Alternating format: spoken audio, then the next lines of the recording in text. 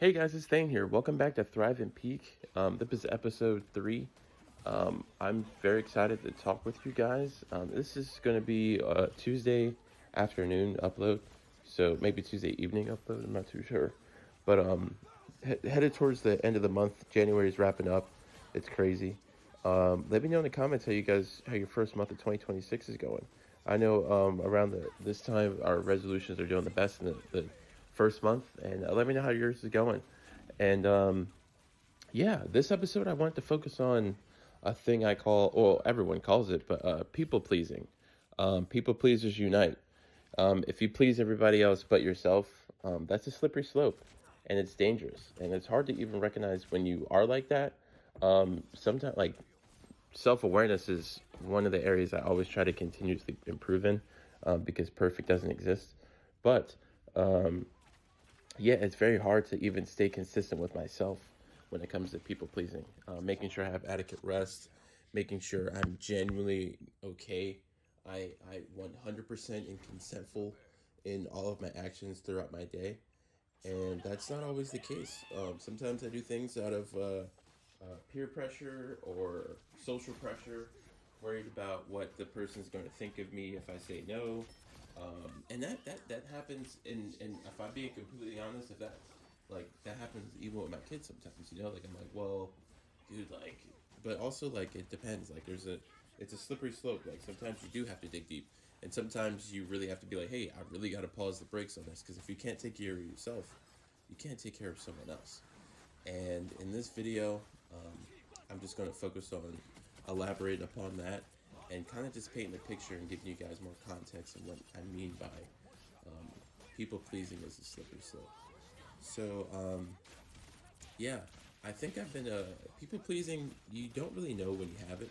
I think my personal experience with people pleasing, it could be like I think I developed it during childhood, really, but it's like it's everyone's different. Most of the people, they develop a lot of their characteristics in their childhood. But people pleasing would be one of them. One of your ways communicating as a child, and one of your ways to secure safety, it would be to people please, especially if your parents or guardian or whoever looked after you was they tied positive affirmations or tied love into your performance or like what you did. So you would please, you would do pleasing things, to do things like, oh, I made sure, before you even told me, I made sure all the dishes were outside my room. I made sure my room was clean, yada yada yada. So you can get that pat on the back, or you can get that, oh hey, good job, whatever you needed to do to get your day started and stuff like that. And I touched upon that in my first video when I said like take up space. Um, you essentially, one of the things that we need to work on as humans is, yes, it's a good thing to have your room made and have your room set up nice and everything like that. But also, I mean, like, you don't necessarily have to have your room made every single day in order to get that pat on your back of like, hey, good morning, good to see you, things like that. And I'm not saying like when, in my personal experience, if my bed wasn't made, that I like I wouldn't be addressed or anything. But I'm just saying, um, the temperature of the room whenever you walk in, you can kind of read that temperature.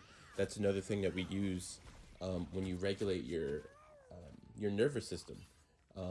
It's you have a lot more senses than just five. What's the five? It's your hearing, your smell, your sight, your taste, and your touch. Yeah, pretty sure I got it all. Yeah. All right, cool. And if I fucked that up, that's embarrassing. But I mean, fuck it, whatever. It is what it is. But anyways, um, yeah, you have more senses than that. One of the senses to tell if your equilibrium is another one of your senses. You have like 20. I'm sure we have a plethora amount that we're even. Just like how you could dictate if you're hot or cold or if you're hungry. Those are another one of your senses that we just don't necessarily acknowledge. Um, Anyways, I say all that just to say, temperature checking when you're in a room as a child. You go in there and be like, okay, what's everyone's behavior like? What's everyone's stance with me right now? Am I in a safe environment? Is this person grinning or glaring when they look at me? I think I want to hang out more so with this person. Just like when you go, like if you were growing up and you had the environment where you were at family events, your mom was the coolest person to hang out with at then because you knew her. Like you were like, I came with this person, I'm leaving with this person. This person's safe.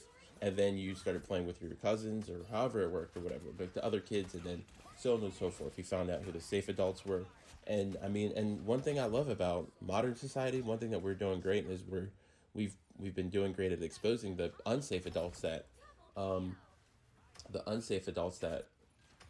were there too, because those need to be addressed.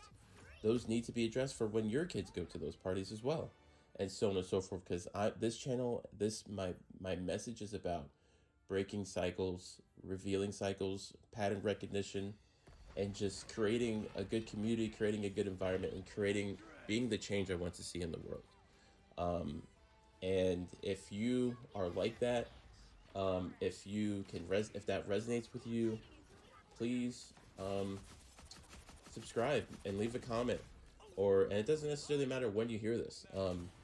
I That's going to be my message day one to day until I can't do this anymore.